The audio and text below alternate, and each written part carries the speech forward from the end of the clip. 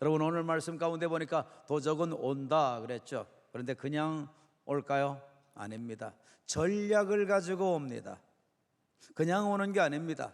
시대마다 시대에 맞춰진 그 환경을 알고 거기에 맞춰서 어두운 영은 무심령들이 하나님 못 믿게 하고, 그리고 또 영적으로 어둡게 만들고, 그리고 받은 은혜도 다 빼앗기도록 만들고 영혼을 죽이고 멸망시키기 위해서 전략적으로 다가오는 겁니다. 여러분들 한번 보실까요? 고린도후서 4장 4절을 띄웠습니다. 자, 한번 봅시다. 자, 시작. 그 중에 이 세상 신이 믿지 아니하는 자들의 마음을 어떻게 하여? 혼미케 하여 그리스도의 영광의 복음의 광채가 비치지 못하게 함이니 그리스도는 하나님의 형상이니라. 여러분, 이 말씀 가운데 보면은 어디에 이 시대의 신, 시대의 영이 어디에 나오나요? 어디에 나올까요? 여러분, 노란 부분을 친 윗줄을 보십시오. 그 중에 무슨 신이? 이 세상 신이. 그러면서 세상이라고 하는 단어가 나오죠.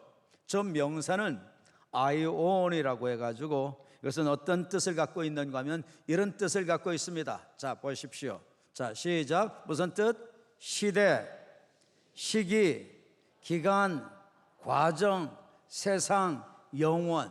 주로 불가시적인 세계에 대한 시간을 다뤄 놓았는데, 이 본문에서 이 세상, 이게 영원인지 시대인지 시기인지 어떻게 알 수 있나요? 전후 문맥을 보면은 이것은 영원을 가리키는 것이 아님을 알 수 있고, 그러니까 또 아이온이라고 하는 이 세상은 원래 원어에서 아주 근본적인 의미는 시대, 시기, 기간, 과정, 이런 뜻들을 담고 있습니다. 주된 뜻들이 거기에 또 있습니다. 그리고 영원이라는 뜻이 있는데, 이 본문의 문맥을 보니까 이 세상이라고 하는 것은 바로 뭐를 표현한 것 같죠? 여러분, 시기, 시대, 이런 것을 지적하는 겁니다. 자, 그래서 다른 버전으로 한번 확인해 보실까요? 자, 쉬운 성경을 보니까 어떻게 되어져 있죠? 무슨 신이라고 되어 있습니까? 이 세상의 신을 쉬운 성경에 보니까 이 시대의 신, 그렇게 되어져 있습니다. 자, 이 말씀은 곧 무슨 말씀이죠? 어두운 영은 시대적으로, 시기에 따라, 상황에 따라 그 시대 그 시대를 장악하면서 그 시대의 많은 사람들이 대부분 그 풍조에 빠져서 어두운 행위를 하고 어두운 활동을 하도록 몰아간다는 것을 우리는 생각해 볼 수 있습니다. 여러분, 여기서 우리는 어떤 하나님의 음성을 듣습니까? 분별하자, 시대를 분별하자, 풍조를 분별하자, 유행을 분별하자, 문화를 분별하자. 어두운 영역에 여러분들 속지 않게 되기를 바랍니다. 문화라고 봐주지 마십시오. 풍조라고 봐주지 마십시오. 시대적인 현상이라고 너그럽게 용납하지 않게 되기를 바랍니다. 시대의 영 때문에 이런 현상이 나타난다는 것을 깨닫게 되기를 바랍니다. 여러분, 한번 쭉 보실까요? 각 시대별 시대의 영들이 어떻게 활동했는가. 여러분, 구약 시대에는 그 시대의 영이 어떻게 활동을 주로 했을까요? 구약 시대 한번 생각해 보십시오. 하나님께 주로 책망을 받은 이스라엘 백성들, 무엇 때문에 책망받죠? 관심은 세상의 축복이고 오직 신앙생활은 흉내와 모양만 내는 무슨 신앙생활이었습니까? 형식주의 신앙생활, 무늬만 신앙생활. 그것 때문에 주님께 얼마나 책망을 받았습니까? 그렇게 까닭에 나중에 이들은 우상 숭배도 쉽게 받아들입니다. 하나님께 진노를 받고 국가가 어려움을 받고 전쟁이 생겨지고 많은 사람이 죽기도 하고 그렇게 되어지죠. 여러분, 그 당시에 모든 사람들이 너나 할 것 없이 다 형식주의로 신앙생활했습니다. 거의 대부분이. 뭐 이게 세상 풍조야. 다 그렇게 믿는데 뭐 나도 그렇게 믿는 거죠. 그러다가 당했습니다. 그 시대를 장악하고 형식주의로 신앙생활하는 세태를 만든 겁니다. 시대적인 풍조를 만든 겁니다. 교회 문화를 만든 겁니다. 종교 문화를 만든 겁니다. 종교 분위기를 만든 겁니다. 여러분, 오늘날에는 이 형식주의가 없습니까? 깨닫게 되기를 바랍니다. 남 망한다고 같이 망해서는 안 됩니다. 나는 살아야 됩니다. 건짐을 받아야 됩니다. 어두운 영으로부터 나는 보호를 받아야 되는 것입니다. 모두 다 이렇게 되기를 원하시면 한번 아멘. 크게 아멘. 믿음으로 아멘. 확실하게 아멘. 아멘대로 될지어다. 그렇게 될 줄로 믿습니다. 할렐루야. 여러분, 신약 시대에 와서는 그 시대를 장악한 어떤 영이 있었을까요? 신약 시대 예수님께 주로 책망받은 바리새인들, 서기관들, 제사장들, 무엇 때문에 책망받았어요? 그 당시에 종교 풍토가 어떠했습니까?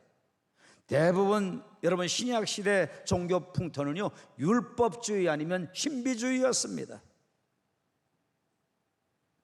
그래서 예수님을 향해서도 율법적으로 어떻게 했습니까? 판단하고 평가하고 정죄하고, 끝내는 어떻게 하죠? 예수님을 십자가로 몰아내서 죽이죠. 그러나 예수님은 그들에게 힘이 없어서 죽어주신 게 아니라 스스로 우리에게 구원을 완성하시고 우리에게 복음을 성취시키시려고 십자가에 의도적으로 스스로 못 박혀 주신 것입니다. 할렐루야. 이게 하나님의 은혜요, 하나님의 사랑이요, 죽도록 사랑해 주신 그 선물인 것입니다. 할렐루야. 오늘날도 이 율법주의가 얼마나 팽배합니까? 교회 안에서도 크리스천들 가운데서도 세상은 더 말할 나위도 없습니다. 조금만 기회되면 판단하고 정죄하고 험담하고 뒷담화하고 그러죠.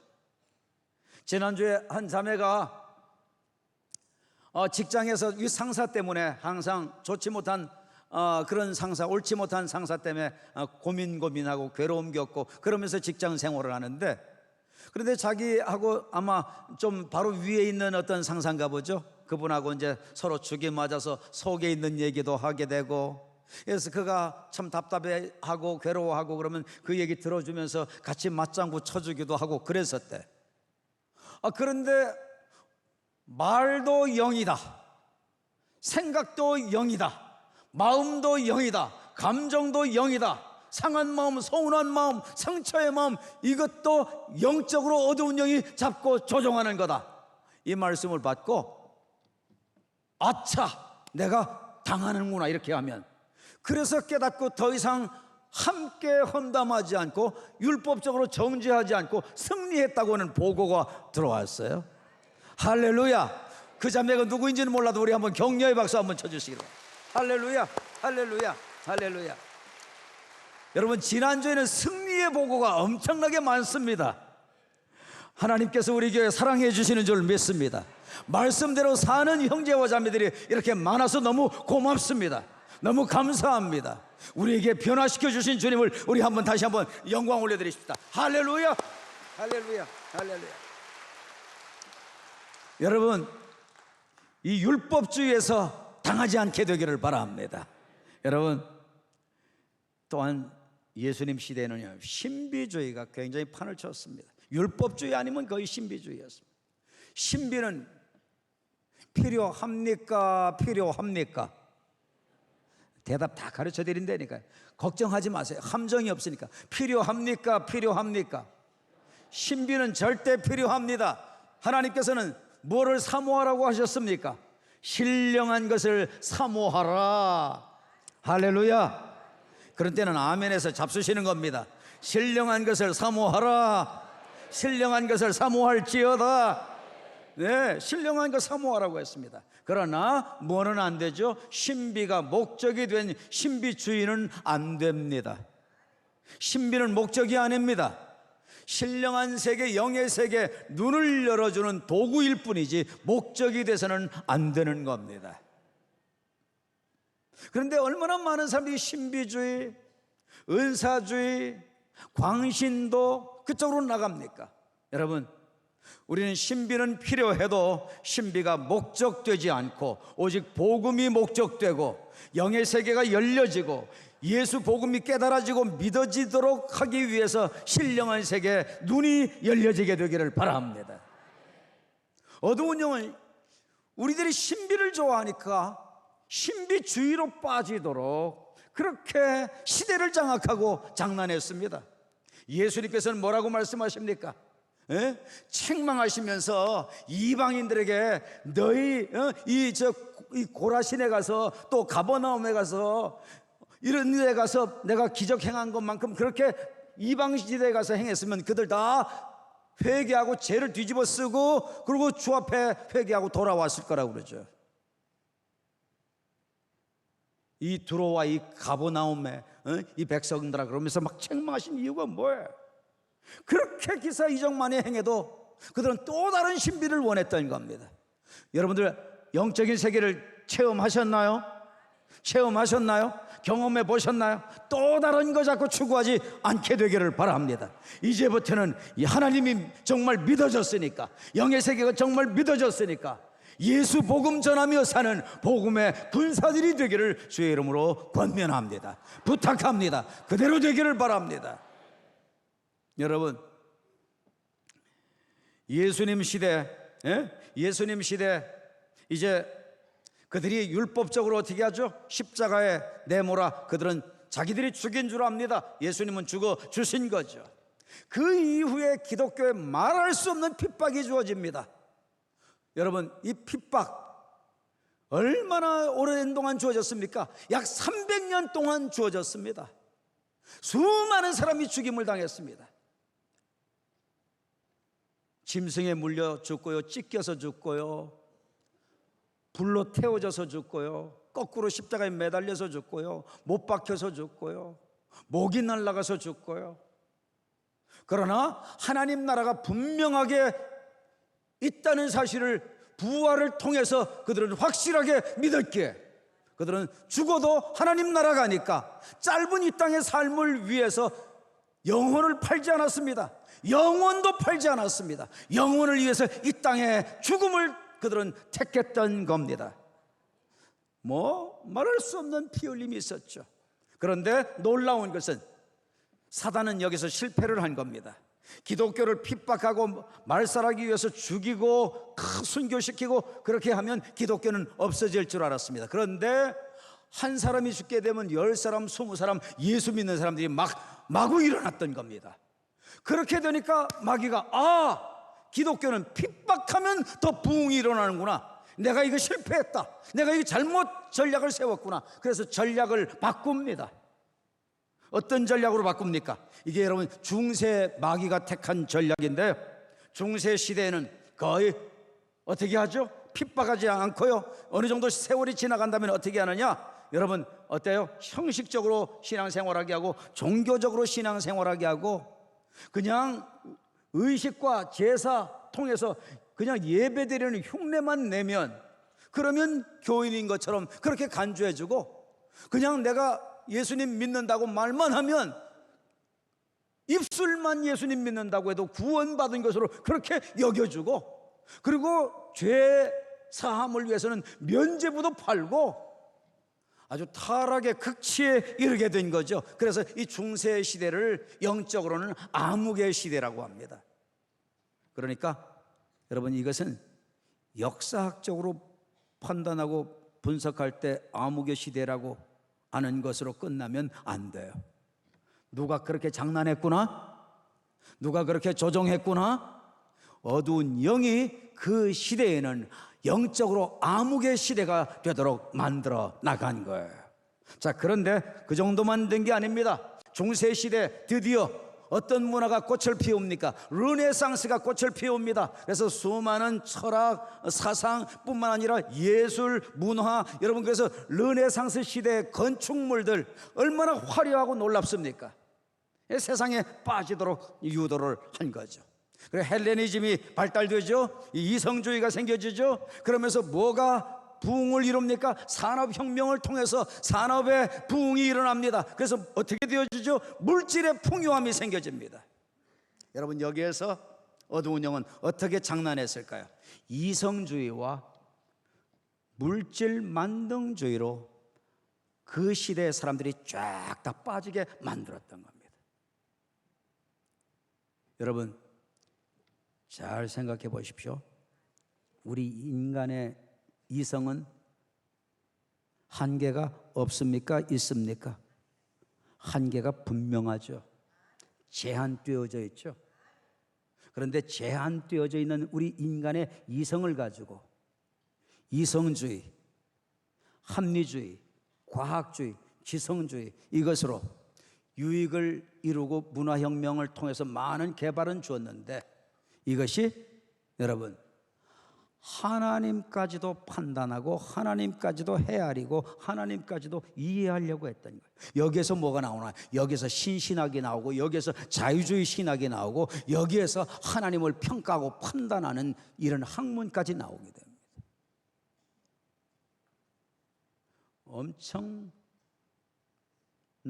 영적 실수가 주어지죠, 이성주의를 통해서. 그래서 성경에 나타난 초자연적인 역사, 이런 것도 우리의 이성으로 깨달아지지 않고 이해되지 않으면 당연히 하나님이 하신 일이니까 이해가 안 돼야 되는 건데, 그게 이해되지 않으면 거부하고 받아들이지를 않게 됐던 거예요. 그래서 성경도 거부하고 하나님도 거부하고 이런 현상이 나타나요. 이게 그냥 사상에 의한 건 줄 우리는 알았죠. 그런데 여러분, 거대하게 지금 여러 세대에 걸쳐서 어두운 영이 합리주의와 이성주의로 복음을 가로막고 예수 복음을 받아들이지 못하게 하고 있다는 사실을 여러분들 깨닫게 되기를 축원합니다. 이성주의에 속지 않게 되기를 바랍니다. 합리주의에 속지 않기를 바랍니다. 여러분, 그것이 문화의 개발은 많이 가져올 수 있습니다. 삶은 매우 윤택하고 풍성하게 만들 수 있습니다.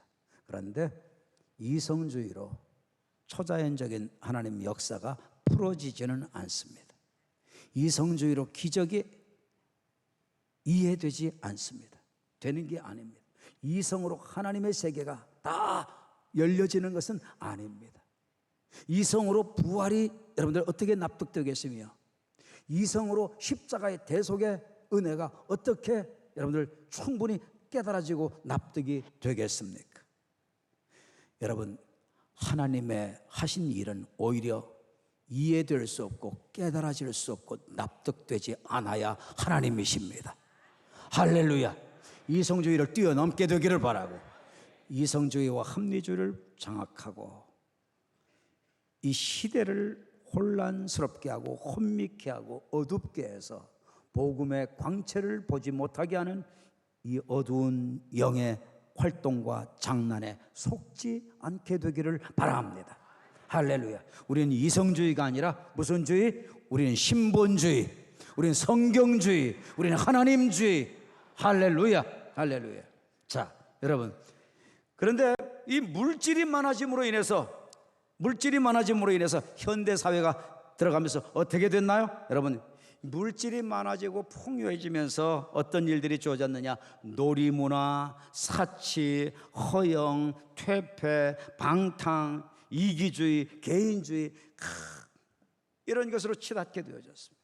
여러분, 그냥 놀이문화, 요즘에는 애들 한둘밖에 낳지 않으니까 잘 키워야 되니까 놀이문화, 당연히 그거는 생겨져야 돼. 여가를 선용하고 살아야지. 주 5일 근무제하고 이틀 노는 동안 누릴 수 있어야지. 그런 문화적인 시설은 당연히 필요해. 많이 개발해야 돼. 여러분들, 그런 면도 우리는 긍정할 수 있습니다. 그러나 놀이문화를 통해서 우리에게 사명을 망각하고 완전히 세상에 빠지도록, 세상에 젖어버리도록, 세상 풍조에 완전히 휩쓸려서 세상을 사랑하도록 그렇게 된다면 이것은 누가 하는 거죠? 여러분, 시대를 장악하고 어둠으로 몰아가고 파괴로 몰아가고 은혜를 도적질하고 죽이는 어두운 영의 활동이 있음을 우리는 분별해야 되는 겁니다. 시대가 다 놀러 가고 뭐 해수욕 가고 등산 가고 낚시 가고 족구하고 축구하고 정구하고 요즘에는 교역자들 세계까지도 좌우지간 목회는 뒷전이고 막 전국적으로 해가지고 뭐 축구대회 해가지고 그렇게 해가지고 마지막까지 올라오려면 날마다 축구 연습하고 목사들도 그렇게 해야 되니까 완전히 축구 같아요. 경상도 말로 축구는 뭐라 그러죠? 바보를 축구라고 합니다. 완전히 축구 같아요. 여러분 다 속아가지고 있는 거죠. 기가 막힌 거죠. 시대의 영에게 당하고 있는 겁니다. 시대의 영에게 당하고 있는 겁니다. 건강을 위해서 축구해야 됩니다. 복음 전도를 위해서 축구도 잘 활용할 수 있습니다. 그러나 여러분 축구가 목적돼서 축구하면 그야말로 경상도 말로 축구됩니다. 그렇게 되지 않게 되기를 바랍니다. 여러분 우리는 잘못하면 당합니다. 이것을 말이죠. 이것을 우리는 그냥 가볍게 여기면 안 됩니다. 요즘에 성도들 얼마나 시간이 쫓기는지 몰라요. 이제는 뭐 맞벌이 부부. 그런데 맞벌이 부부 하는 이유들이 거의 대부분 뭐냐? 절대 빈곤 때문에 맞벌이 부부 하는 거 아닙니다. 남의 집이 잘 사니까 나도 그만큼 따라가지 않으면 내가 뒤처지는 줄 아는 거예요. 그래서 먹고 살만 해도 어때요? 먹고 살만 해도 남들에게 뒤지지 않기 위해서 더 벌라고 그래서 부부가 다 뜁니다. 그래가지고 요즘에는 교회마다 목장, 구역장 리더들 모이라고 해도 어때요? 점차 직장 나간다고 그래요. 여러분 시간의 주인도 누구죠? 시간의 주인도 누구죠? 여러분 양심에 걸려도 고백하세요. 시간의 주인이 누구죠? 하나님입니다. 달란트의 주인도 누구죠? 하나님이십니다. 물질의 주인도 누구시죠? 하나님이십니다. 감정의 주인도 누구시죠? 하나님이십니다. 내 삶 전체의 주인이 누구시죠? 하나님이십니다. 여러분 시간을 들여서 하나님께 바칠 줄 알고 시간을 들여 예배 드릴 줄 알고 시간을 들여 봉사할 줄 알고 시간을 들여 섬길 줄 아는 성도가 되시기를 바랍니다. 바쁘게 해서 시간을 뺏어가는 거, 시간 없다, 그냥 바쁘다 정신없다, 여러분 당하고 있다는 표현입니다. 잘못하면 그런 표현일 수가 있어요. 당하지 않게 되기를 바랍니다. 그리고 가면 갈수록 이기주의로 가죠. 참 기가 막힙니다. 그것도 여러분 개인주의, 이기주의로 가는 게 그게 바로 뭐죠? 내가 주인 됐다는 거죠. 하나님이 주인 된 것을 놓쳐버린 삶이 개인주의, 이기주의입니다. 깨닫게 되기를 바랍니다. 이 시대의 신, 시대를 장악한 신에게 당하지 않게 되기를 바랍니다. 여러분 또한 오늘날 우리나라가 뭘로 몸살을 겪고 있죠? 주의와 사상, 이것으로 지금 몸살을 겪고 있죠. 여러분 이거는 어떨까요? 이것은 영적으로 장악하고 있는 그 영의 산물은 아닐까요? 여러분 생각해 보십시오. 고대 노예 사회, 그리고 또한 봉건주의 사회, 이 중세 봉건주의 사회, 뭐가 만연했나요? 이때는 여러분 독재가 만연했죠. 그런데 절대 독재는 절대 부패하죠. 그러니까 거기서 뭐가 나왔나요? 자유를 달라고 하는 게 나오죠. 예? 여러분 그래서 어때요? 이 근대 자본주의, 자유가 주어지고 누려질 수 있는 자본주의 세상이 되죠. 자본주의 세상이 되는데 이것이 실패했다고 해서 나온 게 뭡니까? 이게 공산주의죠. 공산주의는 뭐예요? 생산과 수단을 공유하자는 거죠. 그런데 여러분 공산주의 정말 생산된 거 잘 공유되나요? 아니죠. 실패한 것을 온 천하가 지금 다 알고 있죠. 그런데 여러분 이런 공산주의 같은 이념주의 사상은요 반드시 분리를 가져옵니다. 독재는 부패를 가져오고 절대 독재는 부패를 가져오고 이 사상의 또한 대립은 반드시 분리를 가져옵니다. 절대 독재는 반드시 부패합니다. 이것은 뭐를 얘기합니까? 이건 다 불완전하다는 것을 의미합니다. 그런데 기독교의 정신은 어떻습니까? 스스로 편균케 되도록 하나님께서 은혜 주신 것, 같은 교인 안에 어려운 교인이 있으면 물질을 나눕니다. 내 달란트를 나눕니다. 내 소유를 나눕니다. 사상이 나로 하여금 그렇게 하게 한 건 아니고 예수 그리스도의 사랑이 나를 사로잡아 그렇게 섬기도록 만드는 것입니다.